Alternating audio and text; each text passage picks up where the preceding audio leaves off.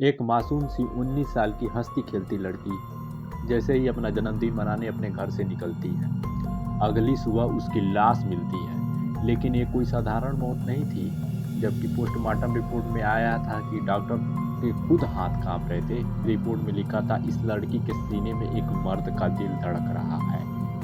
जी हाँ, एक लड़की के शरीर में मर्द का दिल। आखिर 2 अक्टूबर 2012 की उस रात पुणे के उस फ्लैट में क्या हुआ था? तो चलिए इस कहानी को पूरा अच्छे से गौर से समझते हैं। आज की कहानी है आपको हिला कर रख देगी। पुणे की एक 19 साल की सनम हसन के बारे में तो आपने सबने सुना ही होगा। एक टैलेंटेड फैशन डिजाइनर और फुटबॉल प्लेयर भी थी, जिसका 2 अक्टूबर 2012 को जन्मदिन भी था। माता पिता के साथ दिन बीतते गए और वो रात अपने दोस्तों मोहनीश विजय की बर्थडे पार्टी में जाती है। लेकिन अगली ही सुबह उसकी लाश मिलती है। जब पोस्टमार्टम रिपोर्ट आई तो डॉक्टर सन्न रह गए। रिपोर्ट में खुलासा हुआ कि सनम के शरीर में अल्कोहल की भारी मात्रा थी और उसके साथ संबंध भी बनाए गए थे। लेकिन सबसे खौफनाक बात यह है कि पोस्टमार्टम में सनम हसन के सीने में एक मर्द का दिल भी पाया गया था। अब तो जी हाँ, एक लड़की के शरीर में एक पुरुष का हृदय पाया गया। विज्ञान और पुलिस दोनों के लिए एक अनसुलझी पहेली बन के रह गया। उस रात पार्टी में मौजूद सभी 17 दोस्तों का डीएनए टेस्ट हुआ, पर किसी का सैंपल मैच नहीं हुआ।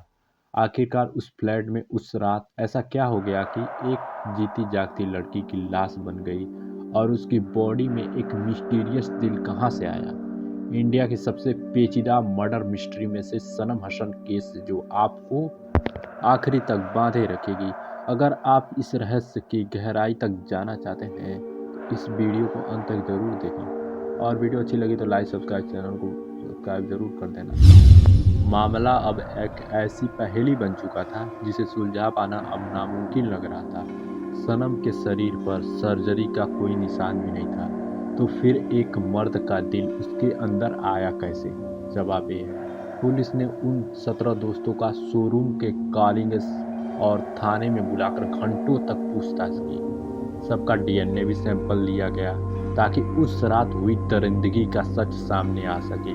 लेकिन हैरानी की बात यह है कि उन 17 लोगों में से किसी का भी डीएनए सनम की बॉडी से मिले सैंपल ही मैच नहीं हुआ। केस की गुत्थी उलझती देख 2014 में ये मामला सीबीआई को सौंप दिया जाता है। सीबीआई ने जब फाइलें को खोला तो चौंकाने वाली लापरवाही सामने आई।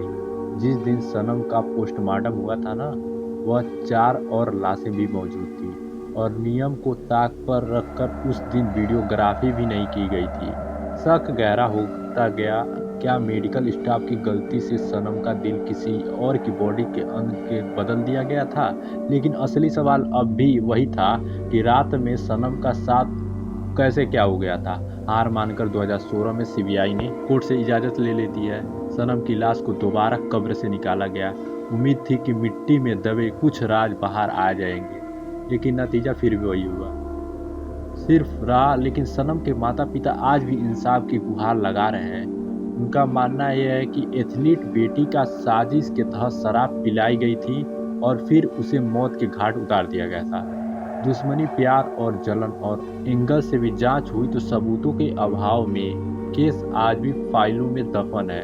सनम हसन की मौत सिर्फ एक मर्डर मिस्ट्री नहीं बल्कि भारतीय अपराध इतिहास का वो काला पन्ना भी है जो आज भी चीख चीख कर जवाब मांग रहा है। सालों की लंबी जंग और सीबीआई की तमाम कोशिशों के बाद ये केस आज भी ऐसा ही मोड़ पर खड़ा है, जहां जवाब कम और सवाल ज़्यादा है।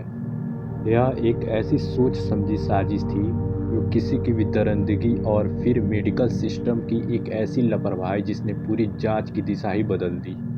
देखो भाई, सच जो भी हो, पर हकीकत यही है कि 19 साल की सनम हसन को भी इंसाफ नहीं मिल पाया। सीबीआई की फाइलें शायद धूल फांक रही हैं, लेकिन एक केस हमें एक बहुत बड़ा और कड़वा सबक दे जाती है। अगर आपके बच्चे घर से दूर पढ़ाई और नौकरी करते हैं तो याद रखिए, सिर्फ उनकी ज़रूरतों पूरी करना काफ़ी नहीं होता। नज़र रखिए कि वो किस माहौल में सांस ले रहे हैं, उनके दोस्त कौन से हैं, कैसे हैं, उनकी महफिल में कैसी है। आप अपने बच्चों के साथ एक ऐसी रिश्ते बनाइए कि किसी भी मुश्किल या डर को आपस में समझा जा सके।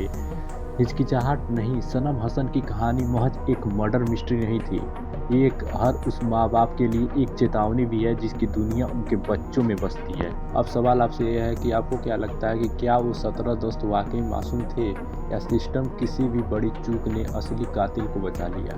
अपनी राय कमेंट में बताएँ, ज़रूर बताएँ, क्योंकि आपकी एक सोच किसी और को जागरूक कर सकती है।